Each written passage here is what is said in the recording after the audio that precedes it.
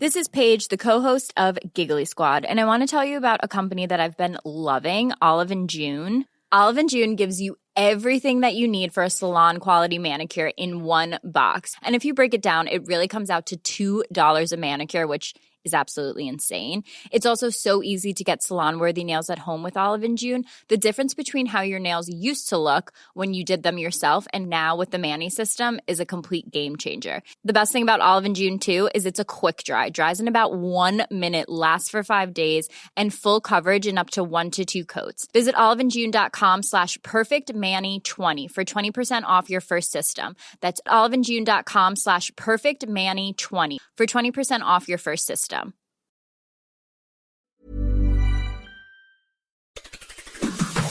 On today's Smart 7, Yulia Navalnaya vows to fight on, Rishi wants phones out of schools, and lots more. It's Tuesday, 20th of February, it's National Muffin Day, and happy birthday, Rihanna! The Smart 7. It's news, but not the news.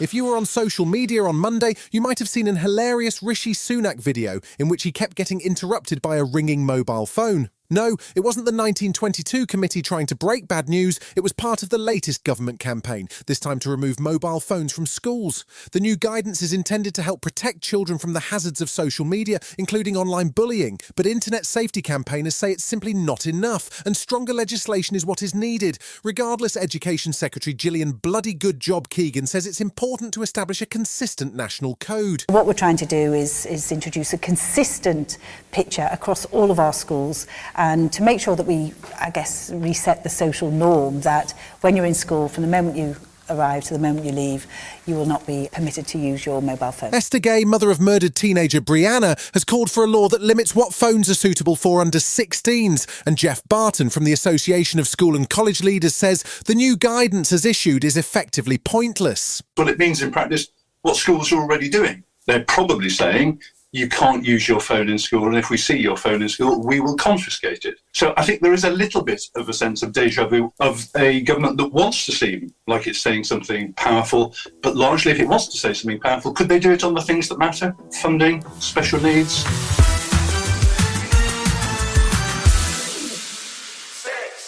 The wife of Alexei Navalny has vowed to carry on his work as the world continues to respond to his sudden death in an Arctic Circle prison on Friday.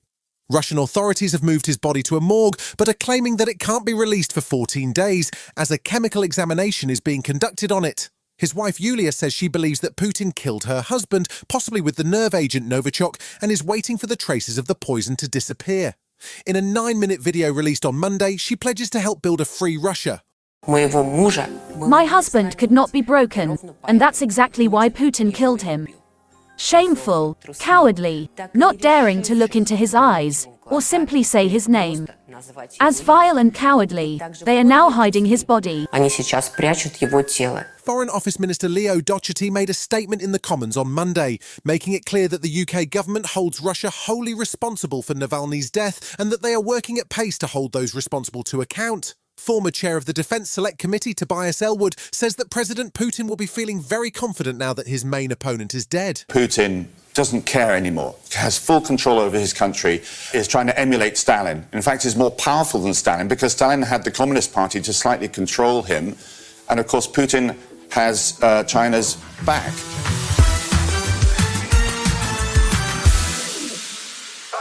Kemi Badenoch was recently outed as a member of the Evil Plotters WhatsApp group who were accused of conspiring against Prime Minister Rishi Sunak. But she certainly wasn't in a mood to have plotting against her, as she came out with all guns blazing in a showdown with former Post Office chairman Henry Staunton. She fired Staunton last month and, according to him, said, "Someone's got to take the rap for this." This, of course, is the long-running Horizon IT scandal and the fact that the sub-postmasters involved still haven't been cleared or received compensation. Now, Staunton is claiming he was ordered to move slowly on the compensation deals and delay until the general election. Business Secretary Badenoch was vehemently denying those claims in the Commons on Monday. It is not fair on the victims of this scandal to claim, as Mr. Staunton has done, that this is being dragged out a second longer than it ought to be. For Henry Staunton to suggest otherwise, for whatever personal motives, is a disgrace.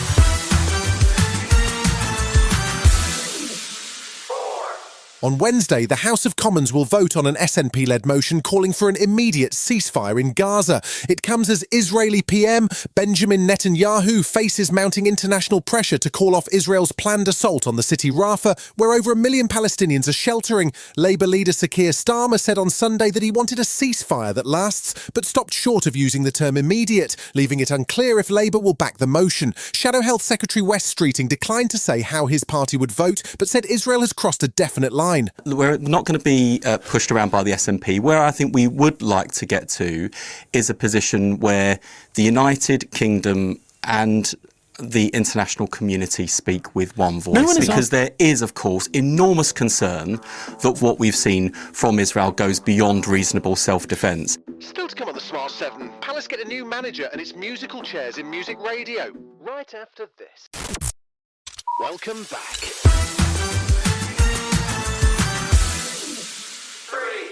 Monday night saw Crystal Palace head to Everton, but not with Roy Hodgson as their manager. He formally stepped down on Monday, citing ill health, and issued a statement saying it was prudent for the club to plan ahead. They clearly had been planning, as shortly afterwards they announced former Eintracht Frankfurt boss and Europa League winner Oliver Glasner is taking over. The actual game finished 1-1 after a tough battle, and Everton manager Sean Dyche was relieved to get the point. The hardest fight to win is the one that everyone thinks you should, and that's the mentality, but we've got to grow with that, I think. I know in my short time here, but some of the players have been here a long time. Crowd do expect a lot, and we've got to grow towards that, and I think they were signed second half, we did.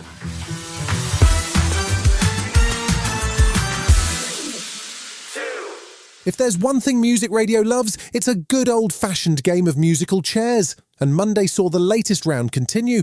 Jordan North had announced on Friday he's quitting BBC Radio 1 to be replaced by former Made in Chelsea star and posh podcaster Jamie Lang. Now it's become clear where Jordan is headed. He's on his way to Capital Breakfast after Roman Kemp bade a fond farewell to his fans on Monday morning. He's due to wrap up in 6 weeks, but it doesn't seem like he's heading to another radio station. He's just a bit tired of the 4 a.m. alarm. This is going to be my last kind of 6 weeks on Capital, which is a weird thing to say. This is the kind of oddest moment I've had here on the show.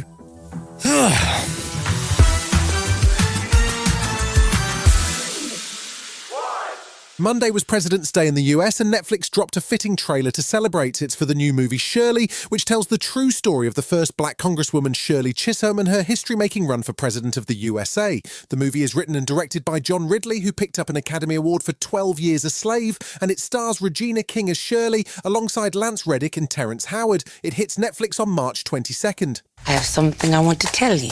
I am running for president. Of the United States? I'm paving the road for a lot of other people looking like me to get elected. Brooklyn's first black representative. You're about to make history. You've been listening to The Smart 7. We'll be back tomorrow at 7 a.m. Hit that follow button and have a great day. Give us 7 minutes, we'll give you the world.